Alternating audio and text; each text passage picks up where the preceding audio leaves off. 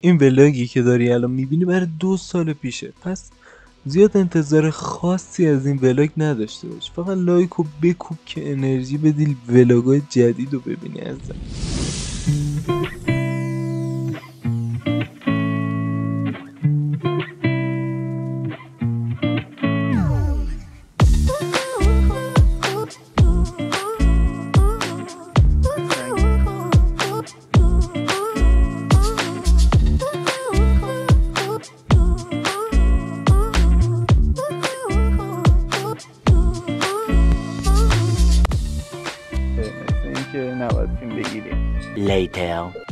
اونجا گفت که اصلا اگه میخواستی بری تو هم باز باید بلیط میگرفتی، ولی من به این چیزا کاری نداشتم، همینجوری رفتم تو، آخرم همون جوری انداختنم بیرون.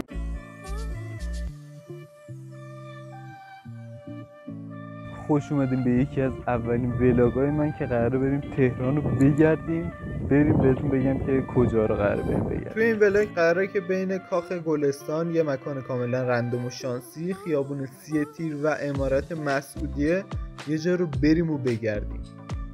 این 4 تا جا من روی کاغذ نوشتم و قراره که یه دونه اون کاغذها رو بردارم ببینم اسم کدوم یکی از این مکانا روش نوشته شد و بریم اونجا. شانسی ستاشو میگیزم و یه دانش نگردم ببینیم که کجاست، ببینیم که شانسمون چی و کجا باید بریم. بله پشتش یه آدرسش سردی، احتمالا ایستگاه سردی. خب گردشی عمارت مسعودیه. خب قراره بریم عمارت مسعودیه و ببینیم که اونجا چه خبره. خیلی رندوم و کاملا واقعی بود، فکر نکنید من تقلب کردم، همش واقعی و تو ویدیو موجوده. خودم دوست داشتم برم اونجا ولی دیگه شانس داشتم و رفتم اونجا.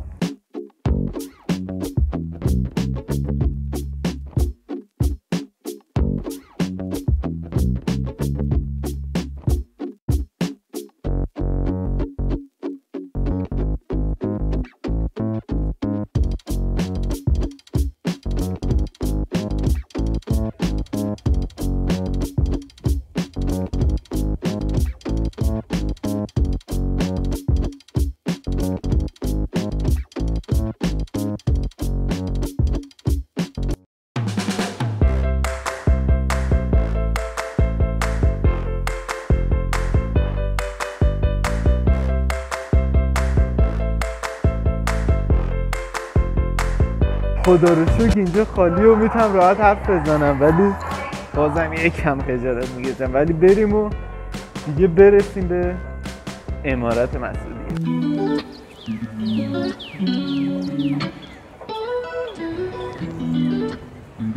خب کم کم داره معلوم میشه قشنگه، از اینجا که قشنگه. امیدوارم تو هم رامون بدن. به هرچی میری جلوتر قشنگتر و بالتر میشه که البته باید بگم که هنوز راهی برای تو رفتنش پیدا نکردم. یه در اینجاست ولی بسته است. فکر کنم باید از این کوچه برم، از اون ور شاید یه دری باشه، ولی دیدم که چند نفر توش بودن، احتمالاً یه راهی داره. ولی خدایش خیلی خوبه، قدیمی و قشنگ و زیبا و به در ورودیشو پیدا کنیم و تو هم فیلم بگیرم. رسیدیم به ورودی عمارت بالاخره. اینا هم که مثل آدمای قدیمه.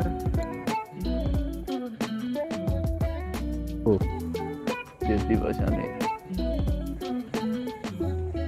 خیلی قشنگ و زیبا. اینجا فکر کنم دفترشه، این برم یه چند نفر توش بودم، ولی خیلی جای باحالیه، خیلی قشنگه. اینجا نیست یه دقیقه ماسکو در بیه، همیشه ماسک بزنید.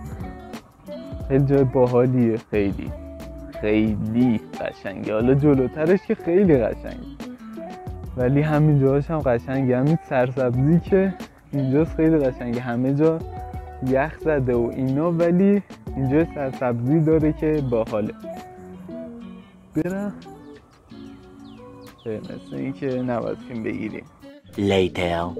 هم فیلم برداری بود هم من اصلا بلیت نگرفته بودم تا 2 هفته دیگه فیلم برداری. نمیدونم چه فیلمی گفتم چه فیلمی نمیدونستن خودشونم.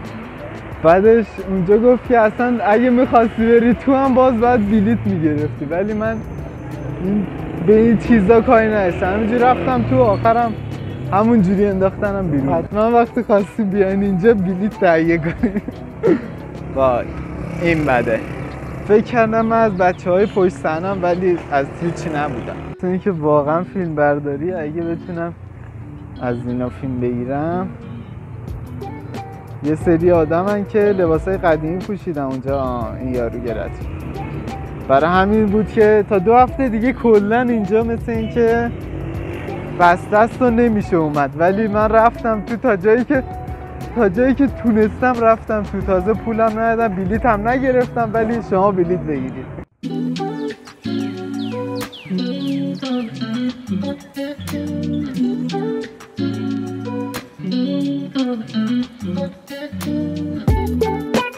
پرسیدم، گفت فیلم زمانه مخفی، اگه اشتباه نگفته باشه. لعنتی چقدر قشنگ بود ولی نذاشتن بریم تو. ایشالله یه ست دیگه بعد اینجا رو بیام. A few moments later. باید بگی این یهو اینجا چی میگه اصلا؟ من کجام؟ دیدم اونجا نشد، گفتم بیام که میدون بهارستان ببینم چه خبره. همینجوری اومدم یه چرخ کوچیک میدون بهارستان بزنیم و بریم دیگه. اینم باحاله. واسه این چی نوشته؟ خیلی طولانیه. بچه‌هایی که میخوام بخونن همینجا ویدیو رو پاس کنن و مثلا اینجا دیگه پاس کنن و بخونن. ساختمونای قدیمی باحالی داره کلا کوچه‌های دور بهارستان. اونوری هم که اومدم خیلی باحال بود. و اینم که دیگه پرچم ایرانه و عکس امامو میبینید که اونجا الان عکس خودم رو با امام میذارم. وقتی که داشتیم میومدیم، البته اون موقع من ماسک داشتم ولی احتمالا بتونی منو بشناسیم. میرسیم به اینجا میدون بهارستان. اینجاش هم باحاله.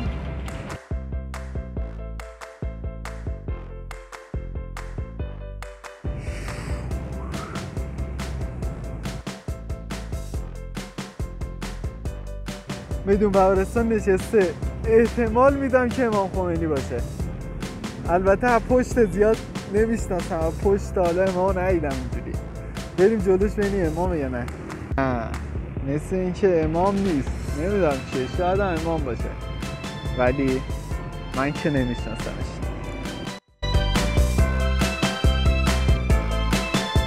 خب اینی که پشت منه الان مجلس قدیمی ایرانه اگه اشتباه نکنم، حالا نمیدونم، ولی یه ساختمون باحال داره که بریم با هم ببینیم.